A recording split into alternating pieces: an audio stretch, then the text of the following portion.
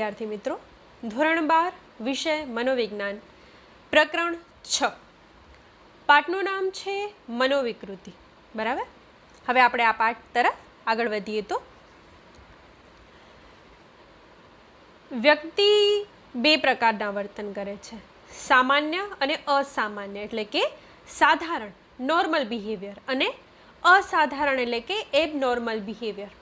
તો આખો આ જે પાઠ છે ને એ આ વર્તનને આધારે જ બનાવવામાં આવેલો છે. હવે અસાધારણ વર્તન, બરાબર, જ્યારે અસાધારણ વર્તનની શરૂઆત થાય છે એ શા કારણે થાય છે તો એ આ પાઠની અંદર આપણે વિસ્તારપૂર્વક ભણવાનું છે. અને અસાધારણ વર્તન છે તો પહેલાં સાધારણ વર્તન શું હોઈ શકે એને આપણે સમજવું પડે. હવે અસાધારણ વર્તન જન્મે છે તો શા કારણે? તો પહેલું તો જ્યારે માનવીની કોઈ ઈચ્છા, અપેક્ષા, આકાંક્ષા એ પૂર્ણ નથી થતી અથવા તો નિષ્ફળ થાય છે ત્યારે એ અસાધારણ વર્તન તરફ ગતિ કરે છે. અને અસાધારણ વર્તનને સમજવા માટે આપણે પહેલાં તો સાધારણ વર્તન શું હોય એને સમજીએ. તો સાધારણ વર્તન માટે અંગ્રેજીમાં શબ્દ છે નોર્મલ. બરાબર.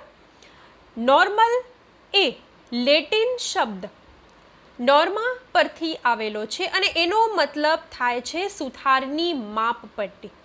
સુથારની માપપટ્ટી એ માપવા માટેનું કોઈ પણ બાબત એટલે કે કોઈ પણ વસ્તુને માપવા માટેની માપપટ્ટીમાં જો કોઈ માપપટ્ટી શ્રેષ્ઠતમ ગણાય છે તો એ છે સુથારની માપપટ્ટી. એટલે નોર્મા છે એ શું છે તો કે એનો મિનિંગ શું છે? સુથારની માપપટ્ટી, એટલે કે એ એક માપન માટેનું આદર્શ ધોરણ છે. એવી રીતે નોર્મલ બિહેવિયર એ પણ આદર્શ જીવન ધોરણ છે. બરાબર છે. પણ જ્યારે કોઈ બાબત નોર્મલથી વધી એટલે કે સામાન્યથી અલગ છે, વિશેષ છે, ત્યારે એ છે અસાધારણ વર્તન. બરાબર. અસાધારણ વર્તનને અંગ્રેજીમાં એબનોર્મલ કહેવામાં આવે છે. એબી પ્લસ નોર્મલ એટલે એબનોર્મલ. હવે આ એબીનો મતલબ શું છે તો કે અવે ફ્રોમ, એનાથી દૂર, એટલે કે જે સાધારણથી દૂર છે એવું અસાધારણ વર્તન. બરાબર. હવે દાખલા તરીકે એક સરસ આની અંદર ઉદાહરણ આપેલું છે કે નાનો એક છોકરો છે એ ચોકલેટ માટે અથવા તો પેન્સિલ માટે છે એ પ્રાપ્ત કરવા માટે રડે છે, ધમપછાડા કરે છે, જીદ કરે છે તો સમજી શકાય. પણ જો 25 વર્ષનું કોઈ વ્યક્તિ એક પેન્સિલ અથવા તો ચોકલેટ માટે જીદ કરે તો આ બિહેવિયર કેવું છે? એબનોર્મલ બિહેવિયર છે, એટલે કે અસાધારણ વર્તન છે. આ તો અસાધારણ વર્તનની એક સામાન્ય વ્યાખ્યા થઈ. હવે વોરેન, જેમ્સ પેજ અને જેમી કોલમેન આપણે અસાધારણ વર્તન વિશે કંઈક આવું કહે છે કે અસાધારણ વર્તન એટલે સામાન્ય, પર્યાપ્ત, નમૂના સ્વરૂપથી એટલી હદે ભિન્ન વર્તન, એટલે કે જે આદર્શ નથી એવું એને અસાધારણ વર્તન કહી શકાય. જેમ્સ પેજ કહે છે કે અસાધારણ વર્તન કેવું છે તો કે ખામી ભર્યું છે, એમાં ખામીઓ રહેલી છે, અતાર્કિક છે, તર્ક ક્યાંય છે એની બંધ બેસતું નથી, એટલે કે જે હોવું જોઈએ એનાથી અલગ છે, વિપરીત છે, એ અસાધારણ. પછી એ વિધ્વંસક છે, એટલે કે એ નાશ કરે એવું છે, એ નુકસાનકારક છે, હાનિકારક છે. આ વર્તન પ્રગટ કરનારી વ્યક્તિ અસાધારણ વ્યક્તિ કહી શકાય. જેસી કોલમેન કંઈક આવું કહે છે કે નૈતિક મૂલ્યોનું ધોરણ નીચું હોય એ વર્તન એટલે અસાધારણ વર્તન. હવે સર્વસામાન્ય એક વ્યાખ્યા જોઈએ આ વ્યાખ્યાઓ પરથી કે સમાજે જે નક્કી કરેલા ધારાધોરણો છે એનાથી જુદું પડતું, અસ્વીકાર્ય, વ્યક્તિને અથવા અન્ય લોકોને સામાજિક વ્યવહારમાં તથા સમાયોજનમાં પણ મુશ્કેલી ઊભી કરે તેવું વર્તન એટલે અસાધારણ વર્તન. તો આ અસાધારણ વર્તનની વ્યાખ્યાઓ થઈ. હવે આપણે જે જોશું એ છે વર્ગીકરણ. બરાબર.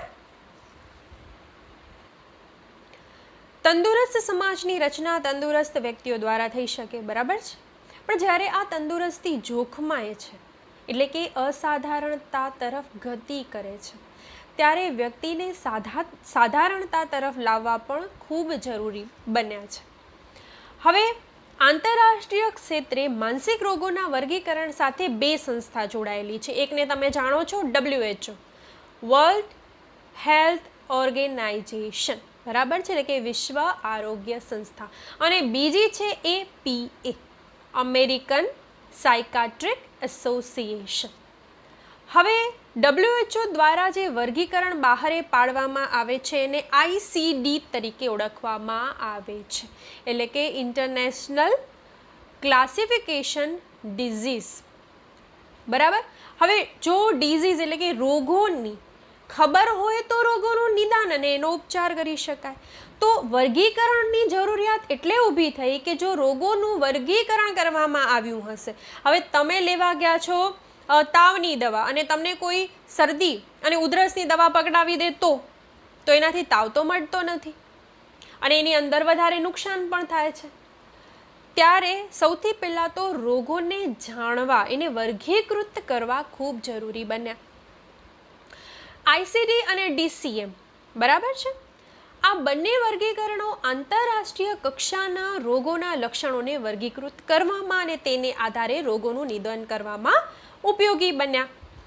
1948માં WHO દ્વારા પ્રકાશિત થયેલી ICD-6 એટલે કે એનું જે 6થું પ્રકાશન હતું એ વર્ગીકરણનું, કારણ કે ઘણી વખત જોઈએ તો પહેલાં એક હોય પછી એની અંદર કોઈ ફેરફારો આવે તો એ બીજું, બરાબર. જેમ પુસ્તકોમાં પણ કેવી રીતે હોય, પહેલાં ફર્સ્ટ કોપી, પછી સેકન્ડ કોપી, થર્ડ કોપી, એવી રીતે અહીં પણ અલગ અલગ વર્ષે અલગ અલગ પ્રકાશન કરવામાં આવ્યું.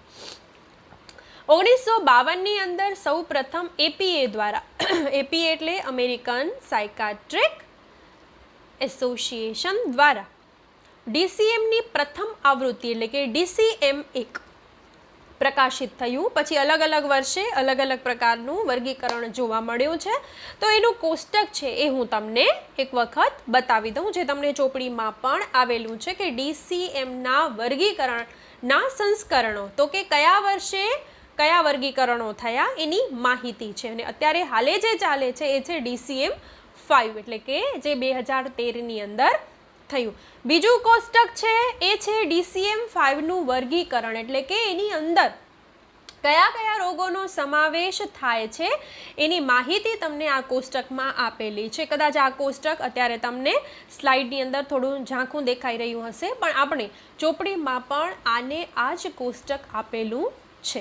જો તમને લોકોને આનામાંથી કંઈ પણ ન સમજાય તો તમે આપણે જે ગ્રુપ બનાવેલું છે સાયકોલોજીનું, એની અંદર તમે મને પ્રશ્ન પૂછી શકો છો. હવે અસાધારણ વર્તનની સમજૂતી માટેના પ્રતિમાનો, બરાબર છે. તો મુખ્ય બે પ્રતિમાન છે, જૈવીય અને મનોવૈજ્ઞાનિક પ્રતિમાન. તો અત્યારે જૈવીય પ્રતિમાનો છે એ 30% જે કોર્સ કટ કરવામાં આવ્યો છે એની અંદર સમાવિષ્ટ છે, એટલે આપણે અત્યારે એ આની અંદર શીખીશું નહીં, પણ જ્યારે આપણે મળશું ત્યારે એના વિશેની માહિતી ચોક્કસપણે પ્રાપ્ત કરીશું. અત્યારે આપણે ધ્યાન આપશું મનોવૈજ્ઞાનિક પ્રતિમાનો પર.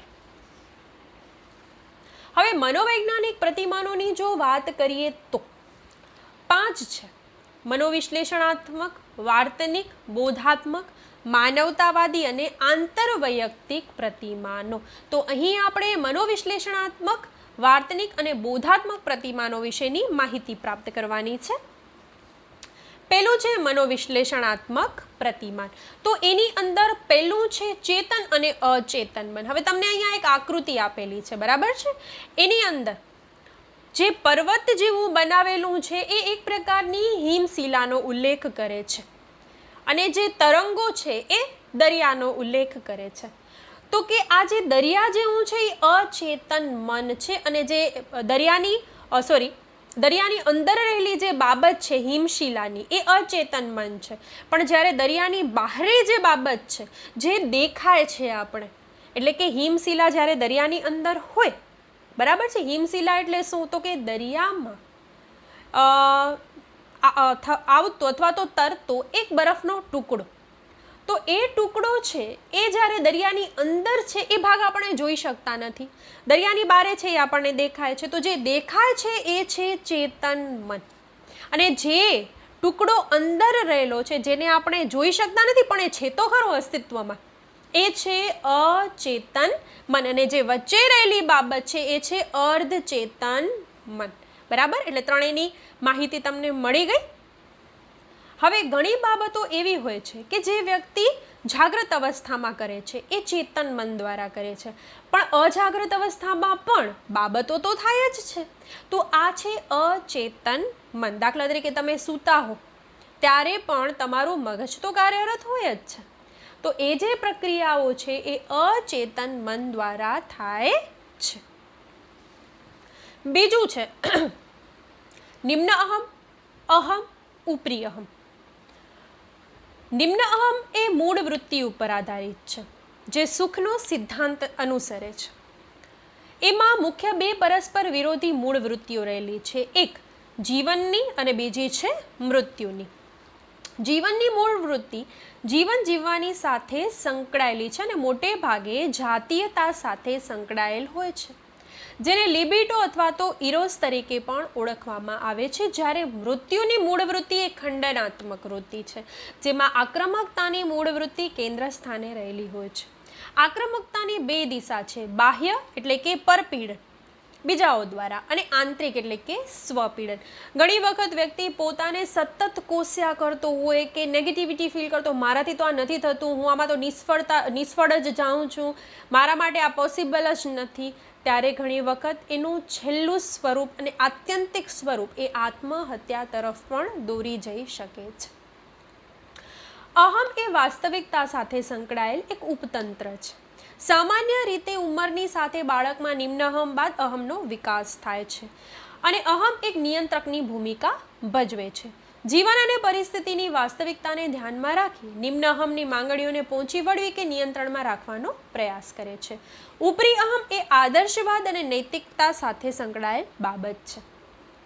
ઉપરી અહમ સમાજ અને સંસ્કૃતિના નિયમો, આદર્શો, રીત રિવાજો, માન્યતા સાથે સંકળાયેલ છે. તે સારા ખરાબ, યોગ્ય અયોગ્ય વચ્ચેની જે ભેદરેખા છે એ નૈતિકતાને આધારે નક્કી કરે છે. જે વ્યક્તિમાં ઉપરી અહમનો વિકાસ થાય તેઓમાં આંતરિક નિયંત્રણની ક્ષમતા વધે છે અને નૈતિક ગુણો કેવા બને છે? દ્રઢ બને છે. ફ્રોઈડના મતે નિમ્ન અહમ, અહમ અને ઉપરી અહમ વચ્ચે જો વારંવાર સંઘર્ષ થાય અને સંઘર્ષને અંતે જ્યારે વ્યક્તિ એમાં સમાયોજન સાધી શકે નહીં, ત્યારે મનોવિકૃતિની શરૂઆત થાય છે. ત્રીજું છે મનોજાતીય વિકાસની અવસ્થાઓ. તો મનોજાતીય વિકાસની 5 અવસ્થાઓ છે. મુખાવસ્થા. હવે મુખાવસ્થામાં શું હોય તો કે બાળક જન્મથી લઈ અને 2 વર્ષ સુધી આ અવસ્થા છે એની અંદર રહેલો હોય છે. ત્યારે એ શું કરે છે કે બધી જ વસ્તુઓ મોઢામાં નાખી અને એનો અનુભવ કરે છે અને એનાથી એ આનંદની પ્રાપ્તિ કરે છે. આપણે નાના બાળકને જોયું હશે, શું કરે, જે પણ વસ્તુઓ એને દેખાય છે નીચે પડેલી છે તો એ તરત જ એ વસ્તુઓને લે છે અને પોતાના મોઢામાં નાખી અને એને જુએ છે કે ખાવા જેવી છે નથી. અને જો એ વસ્તુઓ પોચી હોય, આપણે ખ્યાલ હોય તો નાના બાળકને આપણે એવા રમકડા આપતા હોઈએ છીએ કે જે એને મોઢામાં નુકસાન ન કરે, કારણ કે એ ગમે એ વસ્તુને મોઢામાં નાખવાનું જ છે. તો આપણે એવા રમકડાઓ આપીએ છીએ કે જે એને મોઢામાં વાગે નહીં, કારણ કે એની અવસ્થા દરમિયાન એ મોઢામાં વસ્તુઓ નાખીને આનંદની પ્રાપ્તિ કરતું જોવા મળે છે. બીજું છે ગુદા અવસ્થા. તો આમાં બાળકની કામુકતાનું કેન્દ્ર ગુદા હોય છે. બાળક મળમૂત્ર વિસર્જનની ક્રિયા દ્વારા આનંદની પ્રાપ્તિ કરે છે. આ અવસ્થામાં બાળકને ટોયલેટ ટ્રેનિંગ આપવાની શરૂઆત, કારણ કે ત્યારે એ બાળક સમજણું થાય છે. પહેલાં એ કદાચ ગમે ત્યાં ટોયલેટ કરી લેતું હોય, પરંતુ ધીમે ધીમે એમાં એક ટેવ પાડવામાં આવે છે અને એ ટેવથી એ શીખે છે અને જ્યારે પણ એને ટોયલેટ કે બાથરૂમ કે જવું હોય છે ત્યારે એ કહેતા શીખે છે. ત્રીજી છે લિંગ અવસ્થા. 3 થી 6 વર્ષની ઉંમરમાં અવસ્થા જોવા મળે છે, જેમાં બાળકની કામુકતાનું કેન્દ્ર પોતાની જનેન્દ્રિયો હોય છે. આ અવસ્થામાં પુરુષ બાળકમાં ઓડિપસ ગ્રંથિ, જેમાં પુરુષ બાળક માતા પ્રત્યે આસક્તિ ધરાવે છે, અને સ્ત્રીમાં ઇલેક્ટ્રા ગ્રંથિ હોય છે, જેના કારણે સ્ત્રી બાળક છે એ પિતા પ્રત્યેની આસક્તિ ધરાવે છે. ત્યારબાદ છે સુષુપ્તાવસ્થા. 6 થી 12 વર્ષની ઉંમર સુધી આ અવસ્થા જોવા મળે છે. અહીં કામુકતાનું ક્ષેત્ર વિકસિત થયેલું હોતું નથી. આ તબક્કામાં બાળક પોતાના નવા કૌશલ્યો અને આવડતોના વિકાસમાં વધુ રસ દાખવતું જોવા મળે છે. અને છેલ્લું છે જનેન્દ્રિય અવસ્થા. આ અવસ્થા 13 વર્ષથી લઈ અને આજીવન રહે છે, જેમાં વિજાતીય વ્યક્તિ સાથેના સંબંધથી મહત્તમ સંતોષ અને આનંદ વ્યક્તિ પ્રાપ્ત કરે છે. ફ્રોઇડના મતે આ અવસ્થાઓમાંથી કોઈ પણ એક અવસ્થામાં અવરોધ આવે તો આ અસાધારણ વર્તન જન્મે. દાખલા તરીકે મુખાવસ્થામાં અવરોધ આવતા પુખ્તાવસ્થામાં ધૂમ્રપાન કે મદ્યપાનની વિકૃતિ અથવા તો ખાવધરાપણાની વિકૃતિ પણ જોવા મળે છે. હવે ચિંતા અને બચાવ પ્રયુક્તિઓ. ફ્રોઇડે દર્શાવેલ પ્રતિમાનમાં ચિંતા કેન્દ્ર સ્થાને છે.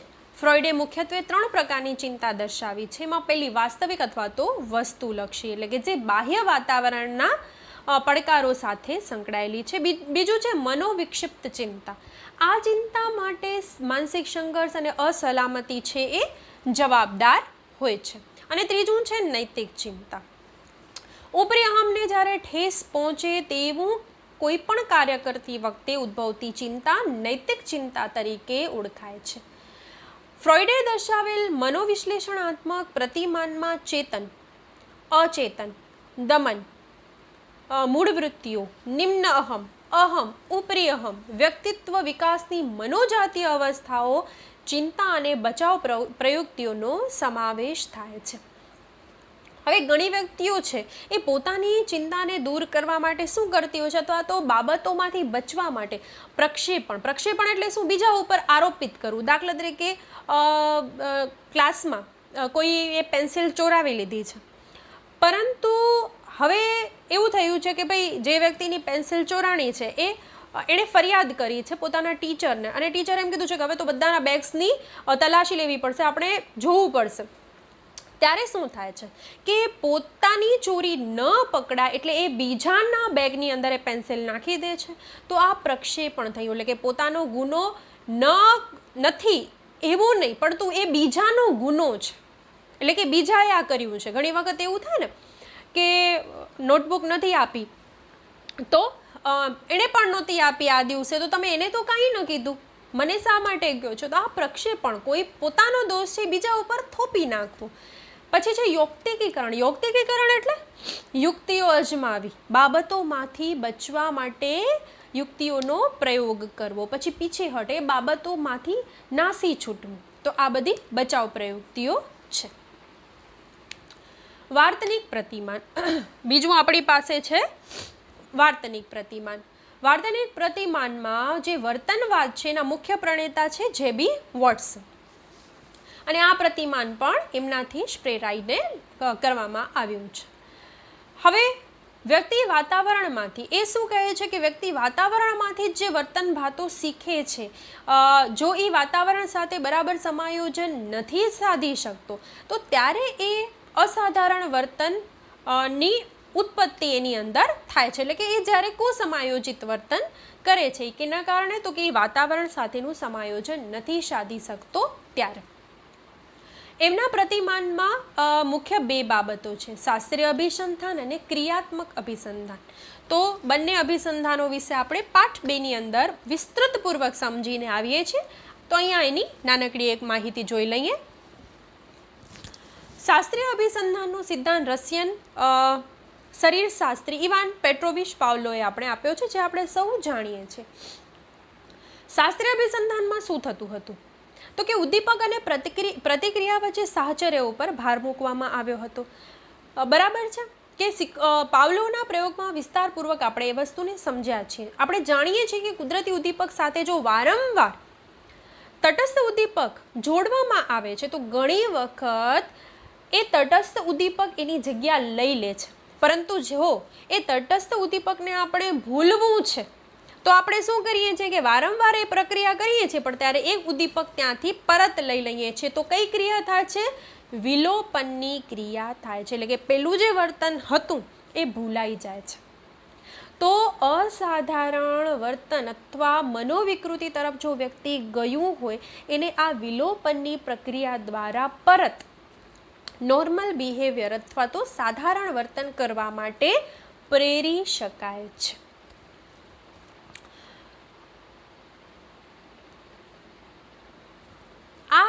પ્રકારની માનસિક વિકૃતિઓને અભિસંધાનનું જ પરિણામ હોય છે. દાખલા તરીકે ભય ઉત્પન્ન કરે તેવા વિચારો.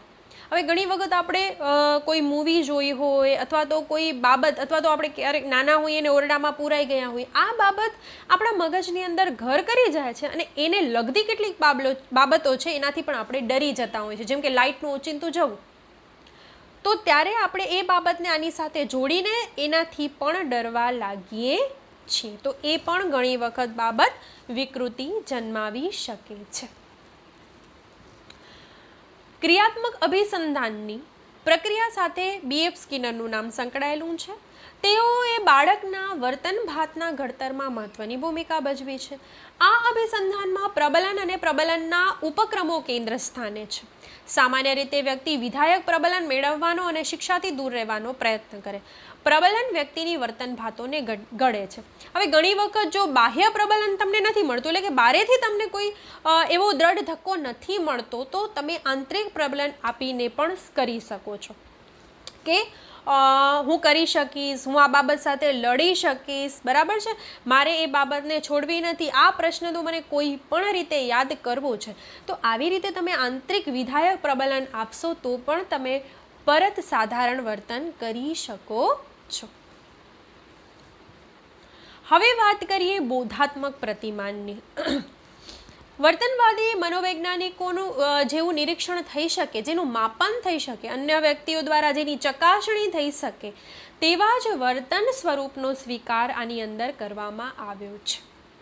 તેઓએ માનસિક અથવા બોધાત્મક પ્રક્રિયાઓની વર્તન પર થતી અસરોને સ્વીકારી, કારણ કે માનસિક કે બોધાત્મક પ્રક્રિયાનું પ્રત્યક્ષ નિરીક્ષણ થઈ શકતું નથી.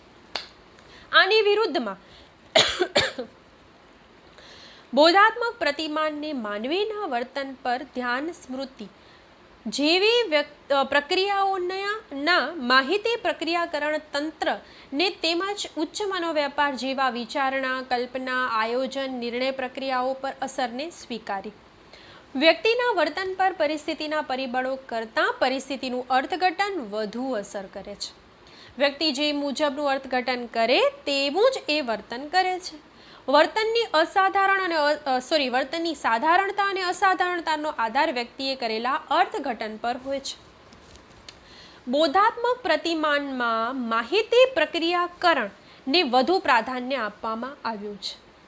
આ પ્રક્રિયાકરણમાં વ્યક્તિ વાતાવરણના ઘટકો કે પરિસ્થિતિઓને કેવી રીતે ગ્રહણ કરે છે, કઈ ઘટનાને પ્રાધાન્ય આપે છે, સ્મૃતિમાં ટકાવે છે, તેમજ તે ઘટના સાથેના અનુભવોનો ઉપયોગ કરે છે, તે બાબતોનો સમાવેશ થયેલો છે. તો એમાં ધ્યાન, સ્મરણ અને સંગઠનાત્મક રચનાઓ આવે છે. એના મુખ્ય 3 ઘટકો છે. એને આપણે વિસ્તારપૂર્વક સમજીએ. તો પહેલું આપણે ધ્યાન સમજીએ. આપણી આસપાસ ઘણા બધા ઉદ્દીપકો હાજર હોય જે આપણી જ્ઞાનેન્દ્રિયોને ઉત્તેજિત કરવામાં સક્ષમ હોય, પરંતુ વ્યક્તિ બધા જ ઉદ્દીપક તરફ ધ્યાન આપતું નથી. બરાબર, આપણી રોજબરોજની ક્રિયામાં કેટલા બધા ઉદ્દીપકો છે જે આપણા ધ્યાનમાં આવતા છે, પણ જરૂરી નથી કે આપણે એ બધા તરફ ધ્યાન આપીએ છીએ. આપણે કેવા તરફ ધ્યાન આપીએ છીએ તો કે જે આપણી પસંદગીયુક્ત છે. આને પસંદગીયુક્ત ધ્યાન કહેવામાં આવે, કે જે ઉદ્દીપક તરફ આપણે ધ્યાન આપીએ છીએ, જે આપણે પસંદ છે. પરિણામે જ્યારે વ્યક્તિની પસંદગીયુક્ત ધ્યાનની પ્રક્રિયામાં વિક્ષેપ પડે છે, એટલે કે અવરોધ આવે છે, ત્યારે એનું વર્તન કેવું બને છે? કુસમાયોજિત બને છે. ઘણી બધી સૌમ્ય મનોવિકૃતિના મૂળમાં પસંદગીયુક્ત ધ્યાનનો વિક્ષેપ જવાબદાર હોય છે. હવે બીજું છે સ્મૃતિ. અનુભવાયેલા અનુભવ, ઘટના, પરિસ્થિતિ, કેટલીક બાબતોનું અંકન સ્મૃતિમાં થાય છે. વ્યક્તિ પોતાની સ્મૃતિમાં કેવા અનુભવો, ઘટનાને જાળવી રાખ્યા છે, એ એના વર્તન પર અસર કરે છે. જો સારી બાબતોને જાળવી રાખી છે તો વર્તન પોઝિટિવ જોવા મળે છે. નેગેટિવ બાબતોને જાળવી રાખી છે તો વર્તન પણ કેવું જોવા મળે છે? નકારાત્મક જોવા મળે છે. ત્રીજું છે સંગઠનાત્મક સંરચના. વ્યક્તિના માનસમાં અનુભવો છૂટાછવાયા નહીં, પરંતુ એક તરાહ કે સંગઠનના સ્વરૂપમાં હોય છે. અનુભવો સંગઠિત થવાને કારણે વ્યક્તિને પોતાની જાત તેમજ વાતાવરણ માટે ચોક્કસ ખ્યાલ બંધાતો હોય છે. અનુભવોના માળખાને આધારે વ્યક્તિએ પોતાની જાત વિશે બાંધેલા ખ્યાલોને સ્વ-સ્કીમા તરીકે ઓળખવામાં આવે છે. સ્વ-સ્કીમા વિધાયક અને નિષેધક સ્વરૂપના હોય. દાખલા તરીકે બાળકને માતા પિતા અને કુટુંબના અન્ય સભ્યો દ્વારા સ્વીકારવામાં આવે, તેના વખાણ કરવામાં આવે, તેનામાં રહેલી સારી બાબતોની પ્રશંસા કરવામાં આવે તો તે બાળક હું સારો છું, હું ડાયો છું એવો વિધાયક સ્કીમનો વિકાસ થાય છે. જ્યારે આનાથી ઊંધું હોય કે બાળકનો તિરસ્કાર કરવામાં આવે, એને ખરાબ કહેવામાં આવે કે તને તો કાંઈ જ નથી આવડતું, તારાથી તો કાંઈ થતું જ નથી, ત્યાં શું થાય છે? હું નકામો છું, હું તોફાની છું, હું ગાંડો છોકરો છું, એવો નિષેધાત્મક સ્વ-સ્કીમનો વિકાસ થાય છે. આત્મહત્યા કરનાર વ્યક્તિઓમાં નિષેધાત્મક સ્વ-સ્કીમાનું પ્રમાણ વધુ જોવા મળ્યું છે. આલ્બર્ટ બાંડુરાએ શિક્ષણ અંગેનો બોધાત્મક ખ્યાલ રજૂ કરી વાર્તનિક દ્રષ્ટિકોણને હિમાયત કરી. તેઓના મતે માનવી પોતાના વર્તન પર નિયમન પોતાની આંતરિક પ્રતિકાત્મક પ્રક્રિયા કે વિચારોને આધારે કરતો હોય છે. વ્યક્તિને શીખવા માટે દરેક વખતે બાહ્ય પ્રબલન પર આધાર રાખવો પડતો નથી. વ્યક્તિ આંતરિક પ્રબલન એટલે કે પોતાને પણ સારું એટલે કે પોઝિટિવ બાબતો દ્વારા કે હું કરી શકીશ, મારાથી થઈ શકશે, જો આવી રીતે પણ એ પોતાને પ્રબલન આપે છે ને તો પણ એ સારી રીતે કાર્ય કરી શકે છે. દરેક વ્યક્તિમાં પોતાની જાતે દિશા સૂચન મેળવવાની ક્ષમતા હોય છે. બાંડુરાએ 1974માં વ્યક્તિમાં રહેલ સ્વદિશા સૂચનની ક્ષમતાનો અભ્યાસ કરી સ્વક્ષમતાનો સિદ્ધાંત દર્શાવ્યો છે. આરોપણનો સિદ્ધાંત એ પણ બોધાત્મક પ્રતિમાનનો અગત્યનો સિદ્ધાંત છે. જે ઘટના ઘટી છે તે માટે જવાબદાર કારણોને આરોપિત કરવા એને આરોપણ કહેવાય. ઘટના માટે જવાબદાર કારણો માટે ક્યારેક વ્યક્તિ બાહ્ય વાતાવરણને પ્રાધાન્ય આપતું હોય છે. આક્રમકતા અને સમાજ વિરોધી જેવા અસાધારણ વર્તન માટે બાહ્ય આરોપણ અને ચિંતા, ખિન્નતા, આત્મહત્યા જેવી વર્તન વિકૃતિ માટે પણ આંતરિક આરોપણ એટલે કે સતત પોતાના વિશે નેગેટિવ જ વિચાર્યા કરે તો એ જવાબદાર હોય છે. બોધાત્મક પ્રતિમાન પરિસ્થિતિના પ્રત્યક્ષીકરણ એટલે કે અનુભૂતિના અર્થઘટનને પણ પ્રાધાન્ય આપે છે. પરિસ્થિતિ કરતાં પરિસ્થિતિનું અર્થઘટન વ્યક્તિના આવેગોની તીવ્રતા અને સાધારણતાને નક્કી કરે છે. પરિસ્થિતિ કે ઘટના બદલી નથી શકાતી, પરંતુ તેના પ્રત્યે અર્થઘટનને બદલવામાં આવે તો વર્તનની અસાધારણતાને નિવારી શકાય છે. ઘણી વખત હું ક્લાસમાં પણ કહેતી હોઉં છું કે જ્યારે તમે કોઈ વ્યક્તિ પરિસ્થિતિને બદલી નથી શકતા તો એને બદલવા કરતાં તમે તમારી જાતને બદલી નાખો. કારણ કે જો તમે એને બદલવા જશો એમાં તમને નિષ્ફળતા મળશે તો શું થશે? તમને જે નિસફળતા મળી છે, બરાબર છે, એની અંદર તમે ક્યાંક સમાયોજન સાધી નહીં શકો અને પરિણામે તમે મનોવિકૃતિ અથવા તો અસાધારણ વર્તન તરફ દોરી જશો. તો એના કરતાં સારું છે કે જ્યાં આપણે ખબર છે કે આપણાથી કોઈ પરિસ્થિતિ નથી બદલી શકવાની તો એ પરિસ્થિતિને બદલવા કરતાં આપણે પોતાને બદલવાનો પ્રયત્ન ચોક્કસપણે કરી શકાય. કારણ કે આ પણ એક અસાધારણ વર્તનને નિવારવા માટેનો ઉપાય છે. આમ બોધાત્મક પ્રતિમાનમાં વર્તન માટે જવાબદાર માનસિક પ્રક્રિયાઓનો અભ્યાસ કરી વર્તનની સાધારણતા અને અસાધારણતાને દર્શાવવામાં આવી છે. હવે આગળ આપણે બીજા ભાગની અંદર પાઠ ભણીશું. અત્યાર માટે આટલું જ. મને રજા આપશો. નમસ્તે. અને એકમ કસોટી માટે બધાને ઓલ ધ બેસ્ટ. સારા ગુણો સાથે વધારે માર્ક્સ મેળવો એટલે કે પૂરા માર્ક્સ મેળવો એવી અપેક્ષાઓ સાથે બધાને ગુડ લક. આવજો.